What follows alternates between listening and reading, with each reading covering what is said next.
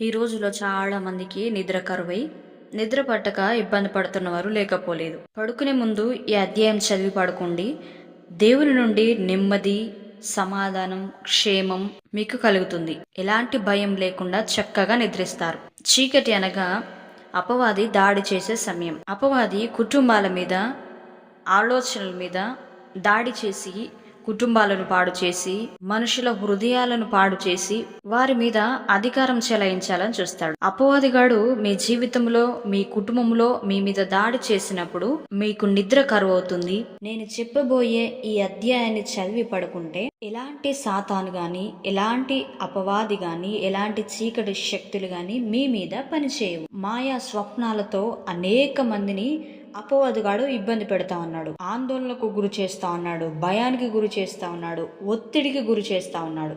ఈ అధ్యాయం చదవడం వల్ల మీరు భయం లేకుండా, ఆందోళన, ఒత్తిడి లేకుండా క్షేమంగా, సమాధానంగా, నెమ్మదిగా పడుకోవడానికి దేవుడు తన దూతలను మీ చుట్టూ కావలి పెడతాడు. మీ ఇంటికి, మీ కుటుంబానికి దేవుడు కావలిగా తన దూతలను పెడతాడు. ఈ అధ్యాయం చదివి మీరు పడుకోవడం వల్ల దేవదూతలు దిగి రావడం మీరు చూస్తారు. మీ ఇంటికి దేవదూతలు కావలి కాయడం మీరు చూస్తారు. ఆ అధ్యాయం చదవడానికంటే ముందుగా నాదొక చిన్న రిక్వెస్ట్. వీడియో లాస్ట్ వరకు చూడండి.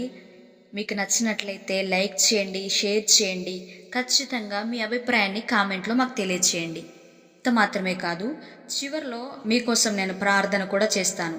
నన్ను నమ్మండి, మీరు ఈ అధ్యాయం గనక చదివి మనస్ఫూర్తిగా ప్రార్థించి మీరు పడుకున్నట్లయితే దేవదూతలు మీ ఇంట్లోకి దిగి రావడం ఈ రాత్రి మీరు చూస్తారు. చాలా మందికి నిద్రలో పాప సంబంధమైన కలలు, పాప సంబంధమైన ఆలోచనలు అపవాదిగాడు కలిగిస్తాడు.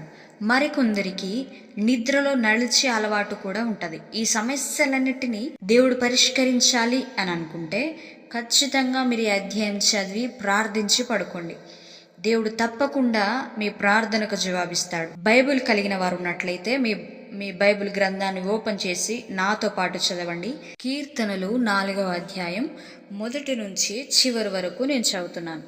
నా నీతికి ఆధారమగుదేవా, నేను మొరపెట్టినప్పుడు నాకు ఉత్తరమిమ్ము. ఇరుకులో నాకు విశాలతను కలగజేయవాడవు నీవే. నన్ను కరుణించి నా ప్రార్థన అంగీకరించుము. నరులారా, ఎంతకాలము నా గౌరవమును అవమానముగా మార్చెదరు? ఎంతకాలము వ్యర్థమైన దానిని ప్రేమించెదరు? ఎంతకాలము అబద్ధమైన వాటిని వెతికెదరు?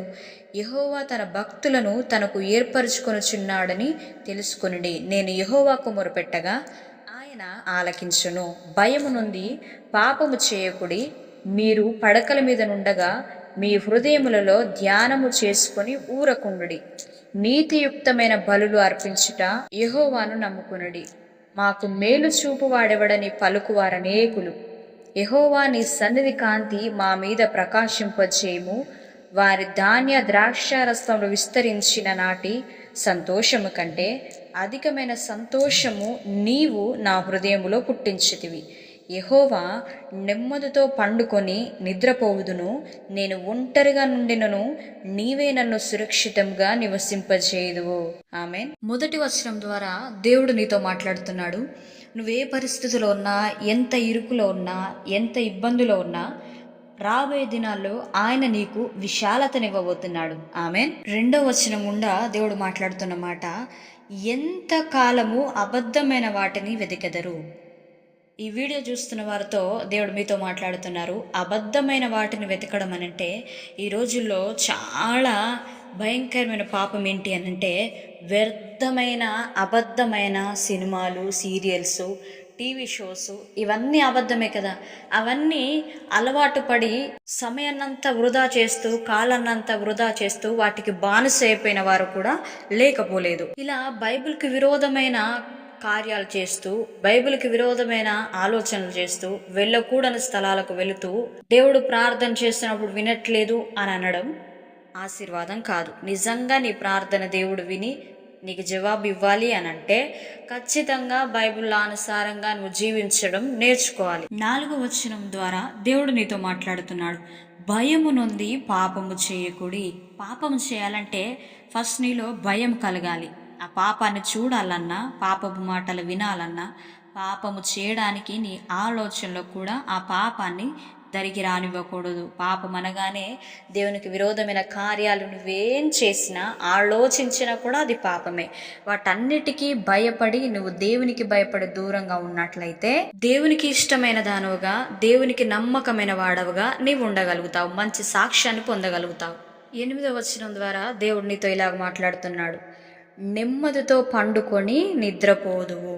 ఇవి ఒంటరిగా పడుకున్నా ఆయన నిన్ను సురక్షితంగా కాపాడతాడు.